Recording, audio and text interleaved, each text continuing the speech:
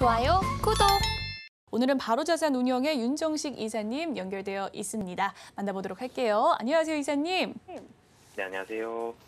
네, 코스피 200과 이 코스닥 150의 구성 종목 정기 변경이 확정이 됐습니다. 주목할 점은 2년 5개월 만에 거래 정지가 해제된 신라젠의 이 편입 소식이었었는데요. 이번 구성 종목의 정기 변경과 종목별 편출입 소식에서 주목한 부분이 있다면 어떤 부분이었을까요?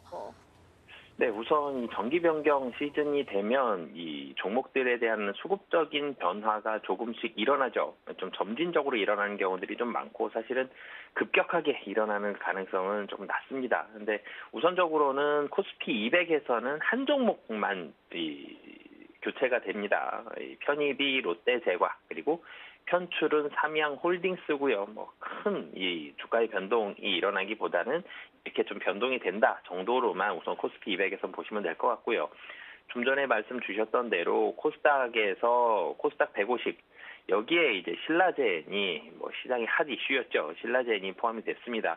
신라젠 같은 경우는 사실은 약점이 많았죠. 거래 정지 기간이 좀 길었었고 시가총액은 큰데 사실 약점이 좀 많았었는데 그럼에도 불구하고 이번에 편입이 되는 이 모습을 보여줬는데요. 이 주가의 변동이 오늘 좀 상당히 좀 컸습니다. 신라젠 같은 경우는 오늘 고가가 1,800원, 그러니까 상승폭이 19.34%로 상승 19.34%까지 상승을 했었고 장중에 시가 같은 경우가 저가였는데 2.21% 상승으로 시작을 했는데요. 지금 이 상승폭이 사실 좀 많이 줄어들어서 이제 7.85% 상승으로 이 상승을 나타내고 있고 매물 조금씩 나오면서 상승폭은 조금씩은 줄어들어 가고 있는 그런 모습입니다. 시가총액 여전히 상당히 좀 큰 상황이고 1조 원 정도의 시가총액을 기록을 하고 있기 때문에 지수에 어느 정도 코스닥 지수에는 신라젠 영향을 오늘 좀 주는 그런 모습이 있었고요. 그리고 코스닥에도 좀 살펴본다라면 편입은 이제 시가총액이 좀 커졌거나 아니면은 실적이 좋아졌거나 이런 종목들의 편입이 된 11종목이 편입이 됐는데 편출된 종목들 중에서는 이 인터넷 플랫폼 이쪽 관련된 종목이라든지 그리고 바이오 관련된 종목들이 좀 많이 보여지는 그런 이 모습이 있습니다. 카페이습자라든지 인트론바이오, CMG제약, 서울바이오시스 이런 그리고 게임 회사들 데브시스터즈까지 이 인터넷 그리고 바이오 종목들 사실 시장의 기대감 이 종목들은 이 밸류에이션을 상당히 고평가를 받게 되면서 향후에 대한 이 꿈을 꾸게 해주는 고평가에 대한 밸류에이션을 향후에 좋아질 밸류에이션을 지금 미리 당겨와서 주가에 반영이 되는 이런 종목들이죠. 근데 시장의 분위기가 좀 많이 바뀌었죠. 시장이 실적이 잘 나오는 종목들 위주로 조금은 보수적으로 바뀌면서 이런 종목들도 주가가 좀 대체적으로 좀 하락하는 모습들이 있었고 그리고 이 시장에서도 이 비중이 조금씩 줄어드는 모습들이 나오면서 이번에 편출되는 이런 특징을 이번에 좀 보여줬다라고 보시면 되겠습니다. 네, 코스피 200과 코스닥 150의 종목이 좀 구성 변경이 되었습니다. 이에 따른 편출입 종목에 대해서 좀 살펴봤는데요. 먼저 코스피 200은 롯데제과가 편입이 되었고 또 코스닥에서는 편출된 종목들이 좀 향후 밸류에이션이 기대가 되는 꿈을 먹는 종목들이 좀 편출이 되었다라는 이야기 해주셨습니다. 편입된 종목의 경우에는요, 이 향후 패시브 펀드 자금 유입은 좀 기대가 되는 상황이지만 또 동시에 공매도가 가능해집니다. 특히나 지난달의 경우에는 코스피 200 종목에 대한 거래량 대비 공매도의 비율이 2019년 이후 최고치라는 분석도 나왔는데요. 이런 분석에서 투자자들이 유념해야 될 포인트가 있다면 어떤 것들이 있을까요? 우선 공매도라는 부분에 있어서 국내 이 대형주들도 그렇고요. 상당히 좀 취약한 모습을 많이 보여주고 있죠.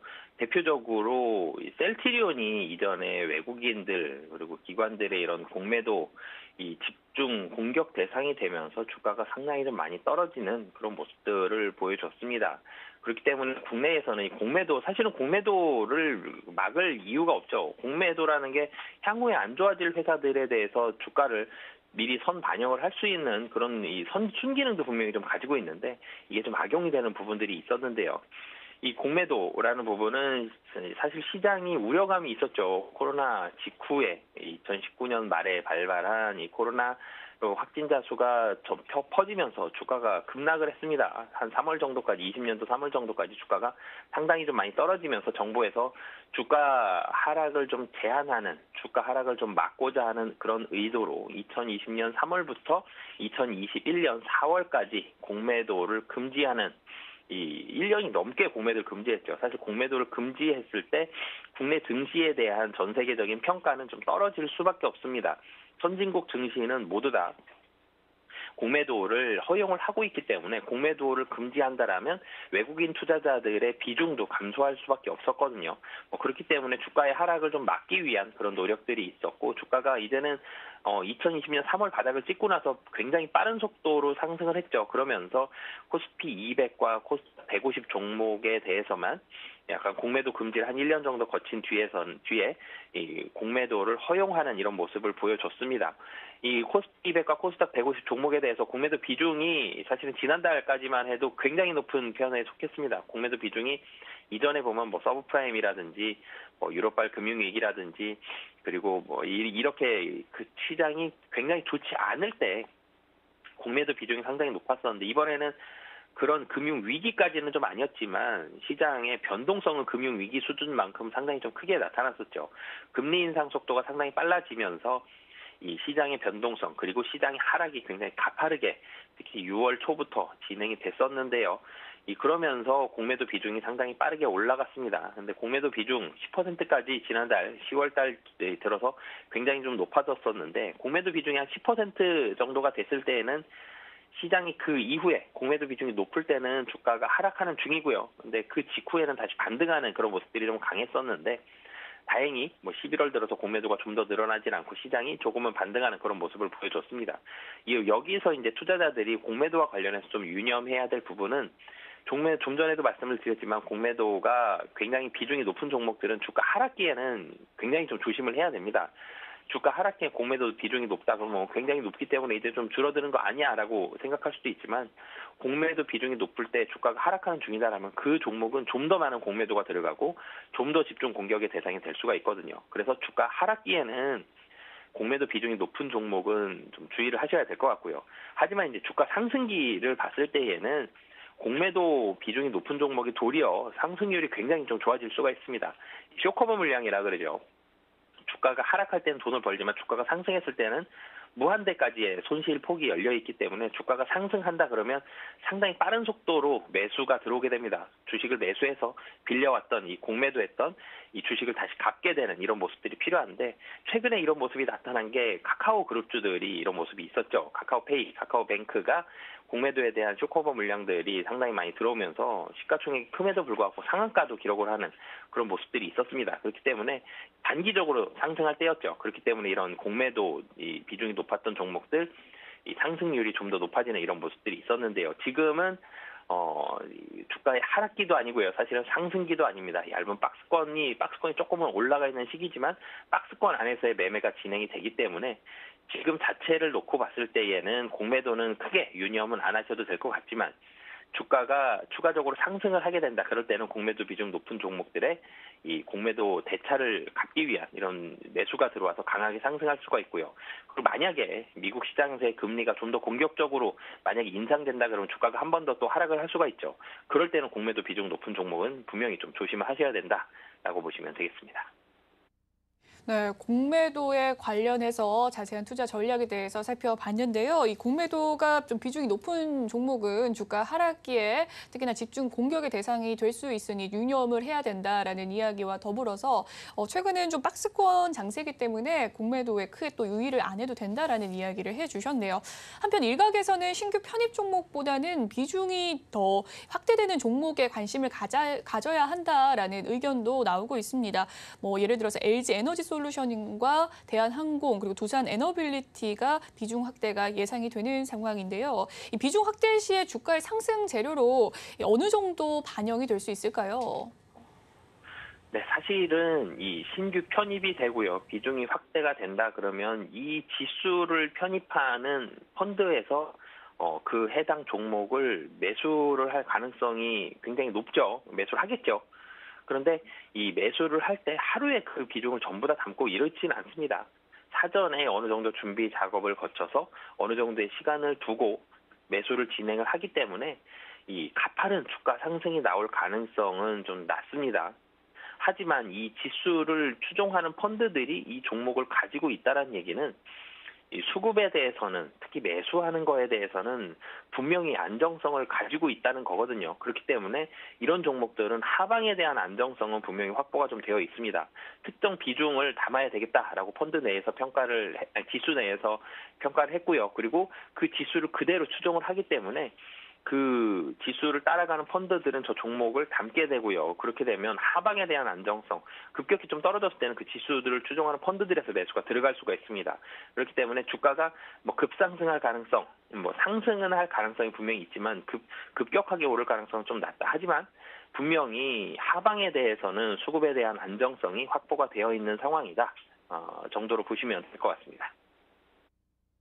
네, 가파른 주가 상승을 좀 보여줄 가능성은 낮다라는 이야기 해주셨네요. 해당 지수에 좀 최종 편입이 되었다 하더라도 좀 주가 상승으로 직결되기는 어렵다라는 관측 또한 나오고 있는 상황 속에서 실제로 지난 6월이죠. 이 정기 변경을 통해서 편입된 종목에서도 하락 그래프를 그린 종목들이 많은데 이러한 원인은 무엇입니까? 네, 우선 지난 6월 정기 변경 통해서 편입이 됐어도 6월 이후로 이 주가가 상당히 조정을 많이 받았죠. 이게 가장 큰 이유다라고 보시면 될 것 같습니다. 최근에 주가가 반등을 하기는 했지만 6월 이후에 코스피와 코스닥 주가가 많이 조정을 보였죠. 그 당시 코스피 기준으로 놓고 보면 한 2,700 정도를 박스권 하단으로 보여주면서 주가가 좋은 모습이 있었는데 그 이후에 2,100선까지 하락하는 모습을 보여줬습니다. 최근에 반등을 하긴 했지만 그래도 지수에 편입이 됐지만 시장 자체가 떨어지는 때는 뭐 시장의 하락에는 장사 없습니다. 그렇기 때문에 코스피, 코스닥이 주가가 조정을 받았고 그리고 해당 지수를 추종하는 펀드의 환매도 일어났습니다. 대부분의 펀드가 환매가 많이 일어났거든요. 시장의 주가도 좋지 않고요. 유동성도 상당히 부족해지면서 펀드를 매수하기보다는 펀드를 환매했습니다. 그렇게 보면 저 지수를 추종하는 펀드에 살 때는 좋죠, 당연히. 근데 팔 때는 더 무서운 매도가 나올 수가 있기 때문에 이런 해당 지수를 추종하는, 특정 지수를 추종하는 펀드라 그래서 환매가 나온 건 아닙니다, 분명히. 근데 이 시장의 유동성이 부족한 부분들, 다들 돈이 필요해지는 그런 상황들이었기 때문에, 그리고 주가는 떨어지고 있죠. 수익률이 떨어집니다. 그렇기 때문에 이런 펀드의 환매가 좀 나온 부분들도 있고요. 그리고 지수에 편입이 됐다고 하더라도 지수를 추종하는 펀드들은 ETF입니다. 이 패시브 펀드들인데요. 하지만 이 안에 포함됐던 종목들이 바이오라든지 기술주라든지 이런 특정 최근의 시장의 분위기와 좀 맞지 않았었던 이런 종목들이 있다라면은 실적 우려감이 좀 높았던 종목들, 밸류에이션이 높았던 종목들은 조정이 많이 나왔었죠. 이런 종목들은 어쩔 수 없이 시장에서 매도를 많이 했습니다. 아무리 편입을 받았다고 하더라도, 지수에 편입을 받았다고 하더라도 시장에서 매도 금액이 강하게 나올 때는 하락을 면할 수가 없거든요. 그렇기 때문에 가장 크게는 지수가 조정을 받았었고, 그리고 그 다음에는 펀드의 환매, 그리고 최근에 트렌드에 좀 맞지 않는 종목들도 분명히 이 해당 지수 안에는 들어가 있기 때문에 이런 종목들까지 겹친 종목들은 하락이 나왔다라고 보시면 되겠습니다. 네, 지난 6월 이후로 이 정기 변경 종목들이 좀 하락폭이 심화되었었는데 그에 따른 원인에 대해서 살펴봤습니다. 일단 지수가 조정을 받았고 그에 따른 펀드 환매가 이루어진 점, 그리고 또 트렌디한 종목들이 좀 달라진 점에 대해서 이야기를 나눠주셨네요. 증권가에서는 이 신규 지수 편입에 따른 공매도 리스크를 우려하면서도 대형주 위주로 리밸런싱 효과를 기대해 볼 수 있다라고 조언을 합니다. 이사님께서는 이번에 신규 지수 편입에 따른 투자 전략 어떻게 가져가면 좋을지 주목해야 될 종목과 함께 살펴봐 주시죠. 우선 신규로 지수에 편입이 되는 종목들은 분명히 긍정적인 효과가 있죠. 수급적으로도 우선 매수세가 들어가는, 지수를 추종하는 펀드들에서 매수세가 들어간다라는 부분은 분명히 긍정적이고요. 그리고 두 번째로는 이 주가에 대한 안정성, 좀 전에도 말씀을 드렸죠. 이 종목을 사는 펀드들이 많아집니다. 네, 당연히 이 지수를 추종하는 펀드들이 많기 때문에, 그렇기 때문에 주가에 대한 안정성은 높습니다. 하지만 신규 편입 종목들 아까도 말씀드렸죠. 주가가 급격히 상승할 가능성은 좀 낮다라는 말씀을 드렸기 때문에 주가의 상승을 보고 사기보다는 좀 안정성 면에 좀 더 포커스를 맞추셨으면 좋겠고요. 하지만 이 편출 종목은 좀 조심을 해야 됩니다. 편출 종목에 대해서는 좀 빠른 속도로 펀드에서 좀 매도를 하는 경향들이 좀 많거든요. 주가 하락 리스크, 이 공매도 리스크 이런 부분들은 분명히 나올 수 있기 때문에 편입 종목은 안정성, 편출 종목에 대해서는 하락 리스크를 좀 고민을 해봐야 된다라고 보시면 되겠고요. 이번에 편입되는 종목 중에서는 뭐 대표적으로 좀 인탑스 좀 말씀을 드리고 싶은데요.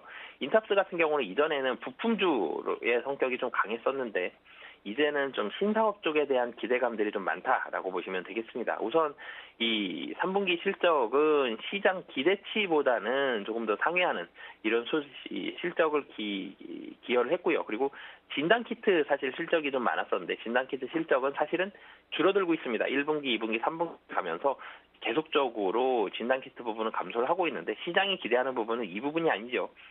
의료용 로봇 생산에 대한 기대감들이 계속적으로 좀 올라가고 있습니다. 이 부분에 대한 신사업 모멘텀, 이 로봇 EMS라 그러죠. 이런 부분들에 대한 신사업 모멘텀을 가지고 있기 때문에 뭐 편입되는 부분들도 그렇고요. 신사업에 대한 기대감 충분한 상황이다라고 보시면 되겠습니다. 좋아요, 구독!